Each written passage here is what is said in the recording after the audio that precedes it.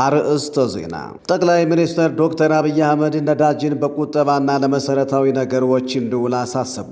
ጠቅላይ ሚኒስትር ዶክተር አብይ አህመድና ቭላድሚር ፑቲን በስልክ መወያየታቸው ተገለጸ። ትነግ የሚከዱ ታጣቂ ቤተሰቦች ላይ እርምጃ እንወስዳለን አለ።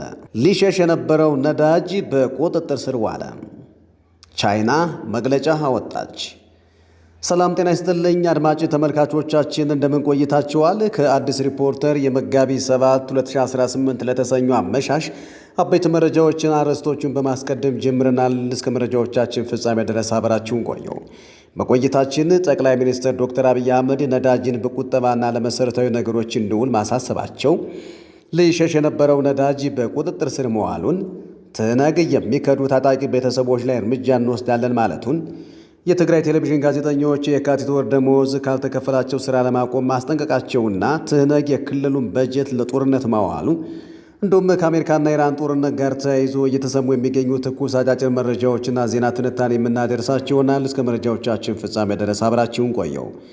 የተወደዳችሁ የአዲስ ሪፖርተር ቤተሰቦች መረጃዎች ወደ እናንተ በቀላሉ እንዲደርሷችሁ የዩቲዩብ ገጻችንን ሰብስክራይብ፣ የፌስቡክ ገጻችን ደግሞ ላይክ ማድረጋችሁን አትርሱ። አሁን ወደ አጫጭር መረጃዎች ከማምራታችን በፊት የዛሬው ዜና ትንታኔ ርዕሰ ጉዳይ እንንገረው። ፋኖ በምርጫ በሚሳተፉ ዜጎች ላይ እርምጃ እንዲወስድ ታጣቂዎቹ መታዘዛቸውን አስታወቀ የሚለው የዛሬው ዜና ትንታኔያችን አበይት ርዕስ ነው። ዜና ትንታኔውን ወደ ኋላ የምናደርሳችሁ ሲሆን አሁን ወደ አጫጭር መረጃዎች አመራን። ጠቅላይ ሚኒስትር ዶክተር አብይ አህመድ ነዳጅን በቁጠባና ለመሰረታዊ ነገሮች እንዲውል አሳሰቡ።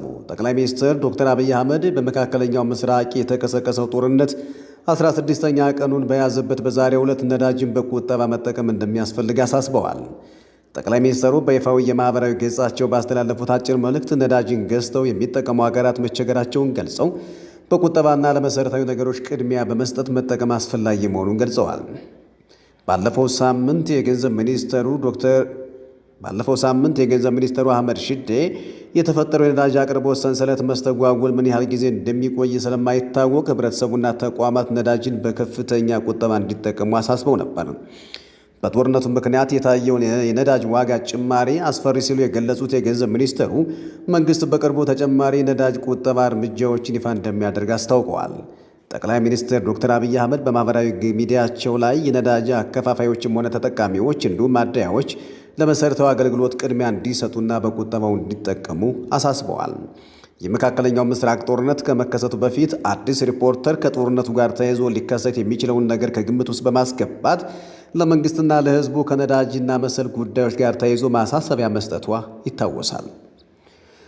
ጠቅላይ ሚኒስትር ዶክተር አብይ አህመድና ቭላድሚር ፑቲን በስልክ መወያየታቸው ተገለጸ። ጠቅላይ ሚኒስትር ዶክተር አብይ አህመድና የሩሲያው ፕሬዝዳንት ቭላድሚር ፑቲን በስልክ መወያየታቸው ተሰምተዋል። አብይና ፑቲን በስልክ መወያየታቸው ዛሬ ሰኞ መጋቢት 7 2018 ከክሬምሊን የወጣው መግለጫ ያመለክታል። ምንም እንኳ አብይና ፑቲን በስልክ መወያየታቸው የተሰማ ቢሆንም በምን ጉዳይ ላይ ግን እንደመከሩ የተባለ ነገር የለም። ፑቲን በጋሞ ዞን የመሬት መንሸራተትና የጎርፍ አደጋ ለፕሬዝዳንት ታዬ አጽቀሥላሴና ለጠቅላይ ሚኒስትር ዶክተር አብይ አህመድ የሐዘን መግለጫ መላካቸው ተጠቁሟል። ኢትዮጵያ ከ2024 ጀምሮ የውጭ ቀጥተኛ ኢንቨስትመንት በመሳብ ከአፍሪካ ሁለተኛ ነች ሲል የኢትዮጵያ ኢንቨስትመንት ኮሚሽን ገለጸ። ይህ የተገለጸው ኮሚሽኑ ከኢትዮጵያ ዜና አገልግሎት ጋር በመተባበር ኢትዮጵያ አዲስቷ ኢንቨስትመንት መዳረሻ በሚል መሪ ቃል ባዘጋጀው የፓናል ውይይት ነው። የኢትዮጵያ ኢንቨስትመንት ኮሚሽን ኮሚሽነር ዘለቀ ተመስገን በዚህ ወቅት ኢትዮጵያ ከ2024 ጀምሮ ከግብፅ በመቀጠል በአፍሪካ ደረጃ ሁለተኛዋ የቀጥታ ኢንቨስትመንት መዳረሻ መሆኗን ሪፖርቶች ያሳያሉ ብለዋል።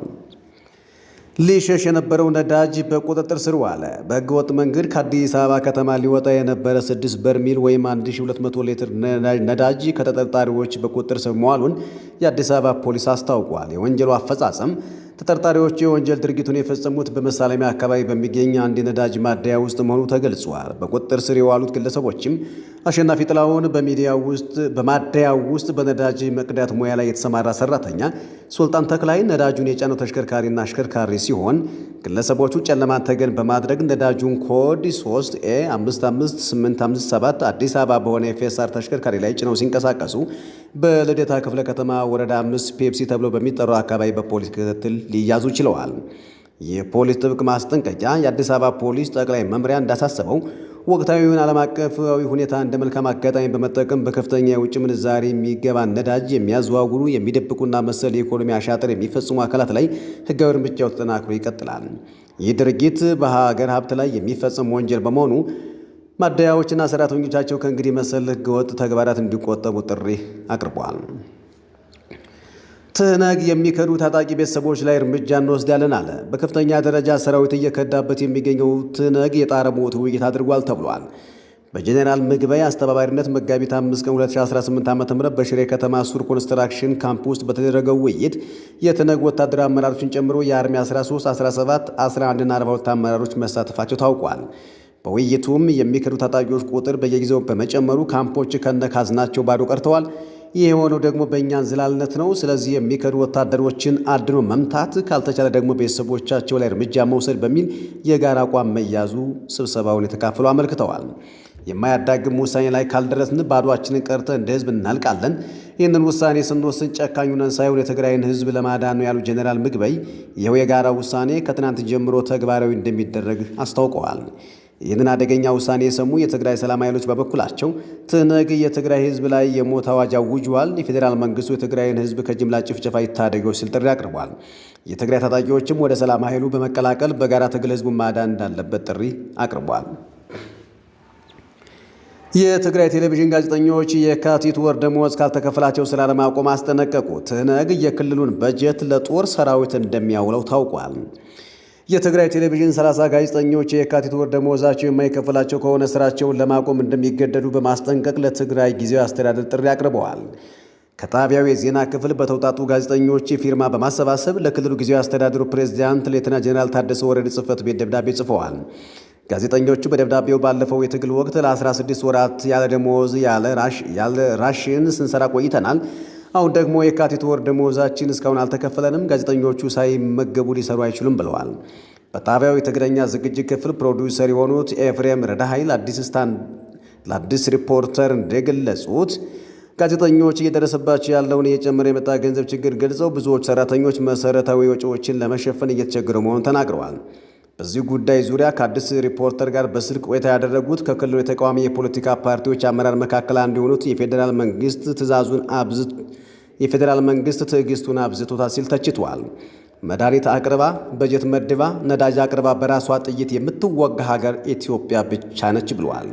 ሁሉንም አሟልታ የምትወጋ ሀገር በዓለም የለችም፣ ምናልባትም ኢትዮጵያ ብቻ ትመስላለች ያሉት አስተያየት ሰጪው መንግስት ቆም ብሎ ማሰብ አለበት። ከመንግስት የሚበጅተው በጀት ለጦርነት ሀገር ለማፍረስ እየዋለ የመንግስት ሰራተኞች የደሞዝ ጥያቄ ማቅረባቸው አያስገርምም ነው ያሉት። በሀገራችን አሰራር መንግስት ከሚበጅተው በጀት ውጪ ክልሎች የራሳቸው ገቢ መፍጠር ግዴታቸውን ነበር ያሉት እኚሁ ከፍተኛ አመራር ትህነግ ግን ግብር አይሰበስብም፣ ቢሰበስብም እንኳን ለጦርነት ዝግጅት ነው የሚያውለው። ክልሉን የኮንትሮባንድ አደባባይ አድርጎታል። ስለዚህ የፌዴራል መንግስቱ ብልጥ መሆን አለበት ሲሉ አስጠንቅቀዋል።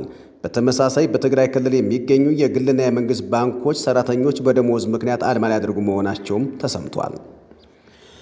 የተወደዳችሁ አድማጭ ተመልካቾቻችን አሁን ደግሞ ወደ ውጭ መረጃዎች አመራን። ቻይና መግለጫ ወጣች። ፕሬዝዳንት ትራምፕ የሆርሙዝ ወሽመጥን በድጋሚ ለመክፈት ቻይና ከአሜሪካ ወታደራዊ ጥምረት ጋር እንድትቀላቀል ጥሪ ካቀረቡ በኋላ ቻይና በድጋሚ ሁሉም ወገኖች ወታደራዊ እንቅስቃሴዎችን በአስቸኳይ እንዲያቆሙ ጠይቃለች። ፕሬዝዳንት ትራምፕ የሆርሙዝ ወሽመጥ ደህንነትን ለመጠበቅ ቻይና፣ ፈረንሳይ፣ ጃፓን፣ ደቡብ ኮሪያና ብሪታንያ የጦር መርከቦቻቸው እንዲልኩ ጠይቀው ነበር። የቤጂንግ ግን ወታደራዊ እርምጃው እንዲቆምና ቀውሱ በንግግር እንዲፈታ ፍላጎቷ መሆኑን ገልጻለች። ቻይና የዓለም ኢነርጂ አቅርቦት እንዳይስተጓጎል ሁሉም አካላት ኃላፊነት እንዳለባቸው አሳስባለች። ትራምፕ ቻይና ለጥሪው ምላሽ ካልሰጠች በዚህ ወር መጨረሻ ከፕሬዝዳንት ሺጂንፒንግ ጋር ሊያደርጉት የነበረውን ጉብኝት ሊያራዝሙ እንደሚችሉ ዝተዋል። በኢራን ላይ የተከፈተው ጦርነት በጥቂት ሳምንታት ውስጥ ይጠናቀቃል ሲል ፔንታጎን ገለጸ። የአሜሪካ መከላከያ መስሪያ ቤት ፔንታጎን በኢራን ላይ የጀመረውን ወታደራዊ እርምጃ ከ4 እስከ 6 ሳምንታት ባለው ጊዜ ውስጥ ለማጠናቀቅ የመጨረሻ ዕቅድ ማውጣቱ ተነግሯል። የፕሬዝዳንት ትራምፕ ከፍተኛ አማካሪ የሆኑት ኬቨን ሃሰት ከፔንታጎን ባለሥልጣናት ጋር ከመከሩ በኋላ እንደገለጹት ኦፕሬሽኑ በታቀደለት ጊዜ ውስጥ እንደሚጠናቀቅ ስምምነት ላይ ተደርሷል። ጦርነቱ ወደ 3ኛ ሳምንት መሸጋገሩን ተከትሎ በፋርስ ባህረ ሰላጤ አካባቢ የተፈጠረው አለመረጋጋት በዓለም አቀፍ የንግድ ስርዓትና በነዳጅ ዋጋ ላይ ከፍተኛ ቀውስ አስከትሏል። አማካሪው ሐሰት አሜሪካ ይህን የነዳጅ ዋጋ መጨመር ተከትሎ የመጣውን አለመረጋጋት ለማስተካከል እየሰራች መሆኑን ገልጸው ሁኔታው እስኪረጋጋ ድረስ አሜሪካውያን በትዕግስት እንዲጠብቁ ጥሪ አቅርበዋል። አሜሪካ ኢራን ድርድር ትፈልጋለች፣ ኢራን ፈጽሞ አልጠየቅንም አሉ። አሜሪካ ኢራን ድርድር ትፈልጋለች፣ ኢራን ደግሞ ፈጽሞ አልጠየቅንም አሉ። የአሜሪካና የኢራን ባለሥልጣናት እየተካሄደ ያለውን ጦርነት ለማስቆም በሁለቱ ወገኖች መካከል ሊደረግ ስለሚችለው ድርድር የሚቃረን አስተያየት እየሰጡ ነው። ሌሊት ላይ ፕሬዝዳንት ትራምፕ ኢራን ከአሜሪካ ጋር መደራደር አጥብቃ እንደምትፈልግና ዝግጁ መሆኗን በድጋሜ ተናግረዋል። ዲፕሎማሲያዊ ንግግርን በተመለከተ እየተነጋገርን ቢሆንም እነሱ ግን ዝግጁ የሆኑ አይመስሉም ብለዋል። ነገር ግን ኢራን በበኩሏ በጭራሽ እንደዚህ አይነት ጥያቄ አልጠየቅንም ሲሉ ሐሳቡን ውድቅ አድርገውታል። እስራኤል በኢራን በሺዎች የሚቆጠሩ ኢላማዎች እንደሚቀርቧት ስትናገር ትራምፕ ከስታርመር ጋር ስለ ሆርሙዝ መከሩ። የእስራኤል ጦር በኢራን ውስጥ በሺዎች የሚቆጠሩ ኢላማዎችን ገና መደብደብ እንደሚቀረው የሀገሪቱ ጦር ቃል አቀባይ ኤፍ ደርፊን ተናገሩ። ቃል አቀባዩ በቴሌቪዥን በተላለፈው መግለጫቸው ላይ በየዕለቱ አዳዲስ ኢላማዎችን እየለየን ነው ማለታቸውን ሮይተርስ ዘግቧል። ሮይተርስ አክሎም የእስራኤል ጦርና ሄዝቦላ ላይ የሚፈጸሙ ጥቃቶች ስጋቱ እስኪወገድና የዘመቻው ዓላማዎች እስኪሳኩ ድረስ ይቀጥላል ማለታቸው ተዘግቧል። የአውሮፓ ህብረት ሆርሙዝን ለማስከፈት ምን ማድረግ እንደሚቻል ሊነጋገር ነው። የአውሮፓ ህብረት አባል ሀገራት በፋርስ ባህረ ሰላጤ ጦርነት ምክንያት የተዘጋውን የሆርሙዝ ወሽመጥ ለማስከፈት ምን ማድረግ እንደሚቻል ለመነጋገር እንደሚሰበሰቡ የውጭ ፖሊሲ ኃላፊው ተናግረዋል። ካያ ካላስ በብራሰልስ ከሚካሄደው የአውሮፓ ህብረት የውጭ ጉዳዮች ስብሰባ አስቀድመው የሆርሙዝ ወሽመጥ ክፍት ሆኖ መቀጠሉ ለእኛም ጥቅም ነው ሲሉ ተናግረዋል። በዚህ 20 በመቶ የሚሆነው የዓለም ነዳጅ በሚያልፍበት የውሃ አካል ጦርነቱ ከተጀመረበት ጊዜ ጀምሮ ለማለፍ የሞከሩ በርካታ መርከቦች ጥቃት እንደደረሰባቸው ተዘግቧል። ቀይ ባህር ላይ የሚገኘውን የአሜሪካ ግዙፍ የጦር መርከብ ኢላማ አደርጋለሁ አለች። የኢራን ጦር በቀይ ባህር አካባቢ የሚገኘው የአሜሪካ ግዙፍ አውሮፕላን ተሸካሚ ኢራን ቀይ ባህር ላይ የሚገኘውን የአሜሪካ ግዙፍ የጦር መርከብን ኢላማ አደርጋለሁ አለች። የኢራን ጦር በቀይ ባህር አካባቢ የሚገኘው የአሜሪካ ግዙፍ አውሮፕላን ተሸካሚ የጦር መርከብ ለሀገሩ ስጋት በመሆኑ ተገቢ ጥቃት ኢላማ እንደሚሆን አስታወቀ። የኢራን እስላማዊ አብዮታዊ ዘብ አንድ አካል የሆነው ሐታም አልአንቢያ ባወጣው መግለጫ የአሜሪካ ጦር አውሮፕላን ተሸካሚ መርከብ ጀራርድ ፎርድ በቀይ ባህር መገኘቱ ለኢራን ስጋት ስለሚሆን የመርከቡ የአቅርቦትና የአገልግሎት ማዕከላት በሙሉ የኢራን ጦር ኃይሎች ኢላማ ተደርገው ይቆጠራሉ ብለዋል። 300 ሜትር ዝመት ያለው ይህ ጀራርድ አር ፎርድ የተባለው የጦር ጄቶ ተሸካሚ የጦር መርከብ ነው። እስራኤል ለውስን ዘመቻ ወታደሮቿን ወደ ሊባኖስ ማስገባቷን አስታወቀች። የእስራኤል መከላከያ ኃይል ወደ ሊባኖስ በመግባት ቁልፍ የሄዝቦላ ይዞታዎችን ኢላማ ያደረጉ ውስን ዘመቻዎችን ማካሄድ መጀመሩን በቴሌግራፍ ገጹ ላይ አስታውቋል። ሰራዊቱ ወታደሮቹ ወደ ደቡባዊ የሊባኖስ አካባቢዎች ከመግባታቸው ቀደም ብሎ በበርካታ የሽብርተኞች ኢላማዎች ላይ ድብደባ መፈጸሙንና ዘመቻው የፊት መስመር የመከላከያ ይዞታን በማጠናከር ዓላማው በአካባቢ ያሉትን የሽብርተኞች መሠረተ ልማቶችን ማፈራረስ ነው ብሏል። የእስራኤል ጦር ጨምሮም ሊባኖስ ውስጥ በሄዝቦላ ላይ የሚካሄደውን ዘመቻ በቁርጠኝነት እንደሚቀጥል አስታውቋል። የባህረ ሰላጤው ሀገራት ሌሊቱን ከኢራን ተጨማሪ ጥቃቶች እንደተፈጸሙባቸው አስታወቁ። የዱባይ አውሮፕላን ማረፊያ የባህረ ሰላጤው ሀገራት ከኢራን በኩል ሌሊቱን ተጨማሪ ጥቃቶች እንደተፈጸሙባቸው አስታውቋል። የዱባይ ዓለም አቀፍ አውሮፕላን ማረፊያ ጥቃት ከሰነዘረባቸው መካከል አንዱ ነው። በአውሮፕላን ማረፊያ ላይ በደረሰ የድሮን ጥቃት እሳት ተያይዞ የነበረ ሲሆን የከፋ ጉዳት ሳያደርስ በቁጥጥር ስር መዋሉ ተነግሯል። ኢራን ወደ ተባበሩት አረብ ኤሚሬትስ 2000 የሚጠጉ ሚሳይሎችንና ድሮኖችን ተኩሳለች። የኤሚሬትስ መከላከያ ስርዓት አብዛኛዎቹ ሚሳይሎችና ድሮኖች አምክነዋል። ሳውዲ አረቢያም ሌሊቱን በርከት ያሉ የኢራን ድሮኖችን መምታቱን አስታውቃለች። በተመሳሳይ ኢራቅና ኩዌትም ጥቃት እንደተፈጸመባቸው ገልጸዋል። የሆርሙዝ ወሽመጥ መዘጋት ያሳሰባቸው ትራምፕ ኔቶና ሌሎች ሀገራቶች እንዲደግፏቸው ጥሪ አቀረቡ። በሆርሙዝ መዘጋት ምክንያት የመርከቦች እንቅስቃሴ ተስተጓጉሏል። ከፋርስ ባህረ ሰላጤ ሀገራት የሚወጣው ከፍተኛ መጠን ያለው ነዳጅ የሚተላለፍበትን የሆርሙዝ ወሽመጥን ለመጠበቅ ኔቶና ሌሎች ሀገራት እንዲተባበሩ ፕሬዝዳንት ዶናልድ ትራምፕ ጥረት እያደረጉ ነው። ግዙፍ መርከቦችን ከኢራን ጥቃት ለመጠበቅ የሀገራት ጥምረት ለመፍጠር የአሜሪካ መንግሥት ከ7 ሀገራት ጋር እየተነጋገሩ መሆኑን የጠቀሱት ትራምፕ ከዚህም መካከል ቻይና እንደምትገኝበት ገልጸዋል። የተወደዳችሁ አድማጭ ተመልካቾቻችን ወደ እናንተ ያደረስናቸው የሀገር ውስጥና የሀገር ውጭ አጫጭር መረጃዎች እነኝህን ይመስሉ ነበር። አሁን ደግሞ ወደ ቢዝነስ መረጃ መራን። የታላቁ የአባይ ግድብ በ6 ወር $247.7 ሚሊዮን ገቢ አስገኘ። ግድቡ የሀገሪቱን የኃይል ምርት ድርሻ ከግማሽ በላይ 51% መያዙ ተመልክቷል። ተቋሙ እንዳለው ግድቡ ስራ መጀመሩን ተከትሎ አጠቃላይ የሀገሪቱ የኃይል ምርት በ36% አድጓል። ካለፉት 6 ወራት እቅድ 20.3 ቴራዋት ሰዓት ውስጥ 18.3 ቴራዋት ሰዓት በማምረት 90% የሚጠጋ ኃይል አመንጭቷል።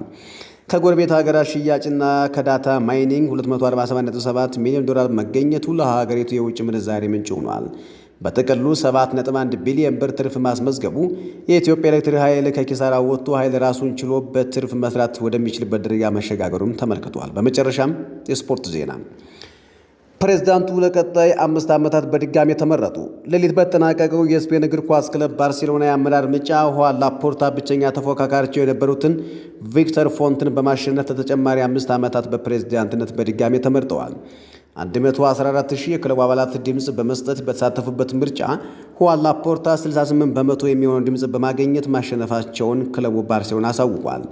በምርጫ ሂደቱም 48,000 የሚሆኑ ድምፅ ሰጪዎች በካምፕ ኖው ተገኝተው ሲመርጡ፣ ቀሪዎቹ ደግሞ በሌሎች 5 የድምፅ መስጫ ጣቢያዎች ተገኝተው ምርጫቸውን አካሂደዋል። የካታላኑ ክለብ ከ2003 እስከ 2010 በፕሬዝዳንትነት የመሩት የ63 ዓመቱ ላፖርታ ለሶስተኛ ጊዜ በፕሬዝዳንትነት የሚያገለግሉበትን ዕድል አግኝተዋል። በመጀመሪያው ምርጫ ጊዜያቸው ባገለገሉበት ወቅት ከሊዮኔል መሲና ፔፕ ጋርዲዮላ ጋር የተሳኩ ዓመታትን ማሳለፋቸውም ይታወሳል። ላፖርታ በድጋሚ የተመረጡት በ21 ባርቶሚዮን በመተካት ሲሆን በጊዜው ክለቡ በኮቪድ ወረርሽኝ ምክንያት ገጥሞት ከነበረው የገንዘብ ችግር እንዲላቀቅ ያደረጉበትን መንገድ አሁንም ለሶስተኛ ጊዜ እንዲመረጡ አድርጓቸዋል ተብሏል። በሌላ በኩል ባለፈው የውድድር ዓመት ሃንስ ፍሊክን በመሾም ባርሴሎና ወደ አስፈሪነቱ እንዲመለስ ማድረጋቸውና ወጣቱ ላሚን ያማል ከሊዮኔል ሜሲ በኋላ የተገኘ ኮከብ መሆኑ ሰውየው ተጨማሪ 5 ዓመታት እንዲቆዩ ምክንያት ሆኗቸዋል። 29 ሳምንት ላይ በደረሰው የስፔን ላሊጋ ትናንት ሲቪያን 5-2 ያሸነፈው ባርሴሎና ከተከታዩ ሪያል ማድሪድ በ4 ነጥብ ከፍ ብሎ ሊጉን በ7 ነጥብ እየመራም ይገኛል። የተወደዳችሁ የአዲስ ሪፖርተር አድማጭ ተመልካቾቻችን ለዛሬው ወደ እናንተ ያደረስናቸው መረጃዎች እነኝን ይመስሉ ነበረ። ነገር ግን በየቀኑ ወደ እናንተ የሚደርሱ መረጃዎች በቀጥታ በኖቲፊኬሽን እንዳሳውቋችሁ የዩቲዩብ ገጻችንን www.addisreporter.youtube.com እንደዚሁም ደግሞ www.addisreporterfacebook.comን በመቀላቀል ቤተሰብነታችሁን አጠናክሩ። ሰናይ የተወደዳችሁ አድማጭ ተመልካቾቻችን፣ አሁን ደግሞ ወደ ዜና ትንታኔያችን የምናመራ ይሆናል። ዜና ትንታኔውንም አርዕስቱን በማስቀደም እንጀምራለን። ፋኖ በምርጫ በሚሳተፉ ዜጎች ላይ እርምጃ እንዲወስድ ታጣቂዎቹ መታዘዛቸውን አስታወቀ። በአሜሪካ በሽብርተኛ የተፈረጀው ፋኖ በምርጫው ሂደት ላይ በሚሳተፉ ማንኛቸውም ዜጎች የኃይል እርምጃ እንደሚወስድ አስጠንቅቋል። የፖለቲካ ፓርቲዎችና መራጮችም ኢላማ ተደርገዋል። በአሜሪካ መንግስት በዜግነትና ኢሚግሬሽን ሕግ መሰረት በ3ኛ ምድብ የሽብርተኛ ቡድን የተፈረጀው የአማራ ፋኖ ብሔራዊ ንቅናቄ አፋብን ባወጣው መግለጫ በ7ኛው ሀገር አቀፍ ምርጫ ሂደት ላይ ጥቃት እንደሚሰነዝር በግልጽ አስታውቋል። ንቅናቄው በምርጫ ሂደት ውስጥ የሚሳተፉ የፖለቲካ ድርጅቶች፣ የምርጫ አስፈጻሚዎችና ለመምረጥ የሚመዘገቡ ዜጎች ላይ የኃይል እርምጃ እንደሚወስድ ለሰራዊቱ ትዕዛዝ መስጠቱን ይፋ አድርጓል። ጉዳዩ በሁሉም ወገኖች መነጋገሪያ ሆኗል። ንቅናቄው በመግለጫው ላይ ረሽናለሁ የሚል ጠንካራ ቃል የተጠቀመ ሲሆን ማንኛውም በምርጫ የሚሳተፍ አካል ከገዢው የብልጽግና ፓርቲ ተለይቶ እንደማይታይ አጽንኦት ሰጥቷል። አፋብን በምርጫው ለመሳተፍ የተመዘገቡ የፖለቲካ ፓርቲዎች ካሁኑ ራሳቸውን ከሂደቱ እንዳገሉ ያስጠነቀቀ ሲሆን ይህ ካልሆነ ግን ሊመጣ ለሚችለው ማንኛውም አይነት ጉዳት ተጠያቂዎቹ ፓርቲዎቹ ራሳቸው እንደሆኑ ገልጸዋል። በመጪው 7ኛ አገር አቀፍ ምርጫ ላይ ለመሳተፍ ከ40 በላይ የፖለቲካ ድርጅቶች ዝግጅት እያደረጉ መሆኑ ይታወቃል። የአፋብን መግለጫ እነዚህን ሰላማዊ የፖለቲካ ተሳታፊዎች በቀጥታ ኢላማ ያደረገ በመሆኑ በፓርቲዎቹ አመራሮችና ደጋፊዎች ዘንድ ከፍተኛ ስጋት እንደሚፈጥር ይታመናል። ይህንኑ የአፋብ መግለጫ ተከትሎ መቀመጫውን በአሜሪካ ያደረገው ዛራ ሚዲያ ኔትወርክ አፋብን በምርጫ የሚሳተፉ ሁሉ ጠላት በመሆናቸው እርምጃ እንወስዳለን ማለቱን መሪ ርዕስ በማድረግ ዝርዝር ዘገባ አቅርቧል። ሚዲያው የቡድኑን ዛቻ ተከትሎ ሊከሰቱ የሚችሉ የሰብአዊ መብት ጥሰቶችንና የደህንነት ስጋቶችን በሰፊው የዳሰሰ ሲሆን ንቅናቄው የወሰደው አቋም የዲሞክራሲ ሂደቱን የሚያደናቅፍ መሆኑን አመልክቷል። ከቀናት በፊትም በአሜሪካ ሀገር በጊዜያዊ ከለላ የሚኖሩትና የዚሁ ንቅናቄ ዲያስፖራ አስተባባሪ ኮሚቴ አባል እንደሆኑ የሚነገርላቸው ኢንጂነር ይልቃል ጌትነት በአንከር ሚዲያ ላይ ቀርበው ተመሳሳይ ማስጠንቀቂያ ሰጥተው ነበር። ኢንጂነር ይልቃል በንግግራቸው በምርጫ የሚሳተፉ ፓርቲዎች በኢትዮጵያ ሕዝብ ደም እየተጫወቱ መሆኑን ሊያውቁ ይገባል በማለት ሂደቱን የሚያጥላላ፣ ተሳታፊዎችን የሚያስፈራራ ንግግር ማድረጋቸው ይታወሳል። ይህ የቡድኑ መግለጫ በውጭ ሀገር የሚገኙ አስተባባሪዎቹ የሚያደርጉት ቅስቀሳ በኢትዮጵያ ውስጥ ሰላማዊ የፖለቲካ ትግል ለማድረግ ለሚንቀሳቀሱ አካላት ትልቅ እንቅፋት ሆኗል። በተለይም የምርጫ አስፈጻሚዎችና ለመመዝገብ የሚመጡ ዜጎች ላይ የተሰነዘረው የረሸና ዛቻ ምርጫው በነፃነትና በሰላማዊ እንዳይካሄድ ዓላማ ያደረገ የሽብር ተግባር መሆኑን ታዛቢዎቹ እየገለጹ ይገኛሉ። በአጠቃላይ የአፋብኃ ያወጣው መግለጫ ዓለም አቀፉ ማህበረሰቡንና የሰብአዊ መብት ተሟጋቾችን ትኩረት የሳበ ሲሆን ቡድኑ በሽብርተኝነት የተፈረጀበትን ምክንያት የሚያጠናክር ተግባር መሆኑን ተመልክቷል። በመጪዎቹ ቀናት የፖለቲካ ፓርቲዎችና የብሔራዊ ምርጫ ቦርድ ለተሰነዘረው ማስፈራሪያ የሚሰጡት ምላሽ የምርጫውን ቀጣይ ዕጣ ፈንታ የሚወስን ይሆናል ተብሎም ይጠበቃል። ራሱን የሰላማዊ እምቢተኝነት አነሳሽ ቲም ብሎ የሰየመው ቡድን ማርች 8 ቀን ባወጣው መግለጫ የትጥቅ ትግል ላይ የተሰማሩትን በግልጽ ተናበን እንስራ በማለት ጥሪ ማስተላለፉን በውስጥ ያሰራጨነው ሰነድ ጠቅሰን መዘገባችን ይታወሳል። ሰነዱ ሰባተኛውን ዙር ምርጫ እንደ ትልቅ አጋጣሚ በመጠቀም በሀገር ውስጥ አመፅ መቀስቀስን ዋና ስትራቴጂ ያደርጋል። ይህንን ተጠቅሞ የአሁኑን አገዛዝ ዕድሜ ማሳጠር ጊዜ የማይሰጠውና እሽቅድምድም የሚጠይቅ መሆኑን ሰነዱ አመልክቷል። በስም ጠርቶ ፋኖን እውቅና የሰጠው ይህ ሰነድ ከታጣቂዎቹ ጋር እንዴት በቅንጅት እንደሚሰራ ለመምከር ያቀረቡት ውይይት መነሻዎቹን አኑሯል። ከታጣቂ ኃይሎች ጋር ለመነጋገር የቀረቡት ነጥቦች የሁለቱን የትግል ስልቶች መናበብ፣ ለሽግግር ወቅት የሚሆን የጋራ ራዕይ መቅረጽ፣ ለጋራ ውይይት አመቺ ጊዜና መንገድ መጠየቅ የሚሉት ናቸው። ሰነዱ በተለይም ምርጫውን ለትግል መነሻነት ለመጠቀም መታቀዱ የፖለቲካ ውጥረቱን ሊያባብሰው እንደሚችል ይጠቁማል። ራሱን የሰላማዊ ትግል አነሳሽ ቲም የሚለው 7 አባላት ያሉት ይህ ቡድን በጠራው ስብሰባ በኢትዮጵያ መሳሪያ አንግበው ጫካ ለገቡ ኃይሎችና ድርጅቶች ጋር የትብብር ጥያቄ ሲያቀርብ የዲያስፖራው ሚናም አስቀምጧል። እጃችን የገባው ሰነድ እንደሚለው የሰላማዊ እምቢተኝነቱ ለምሳሌ የሥራ ማቆም አድማ፣ ህዝባዊ ተቃውሞ፣ ከታጣቂ ኃይሎች ወታደራዊ እንቅስቃሴዎች ጋር የጊዜና የቦታ ቅንጅት እንዲኖሩ ማድረግ አንዱ ስትራቴጂ ነው። ዲያስፖራው በፋይናንስ መረጃ በማሰራጨትና በሚዲያ የጎላ ተሳትፎ እንዲያደርጉ አቅጣጫ አስቀምጧል። ሁለቱም የትግል ስልቶች በማቀናጀት ተናቦ ትግሉ ማካሄድ አስፈላጊ በመሆኑ ሰነዱ የትጥቅ ትግል እያደረጉ ላሉ በሙሉ አብረን እንስራ የሚል ማመልከቻ አዘጋጅቷል። ዝርዝሩን አላስቀመጠም እንጂ መንግስት ከወደቀ በኋላ እነማን ሽግግሩን እንደሚመሩትን ፍንጭ ሰጥቷል።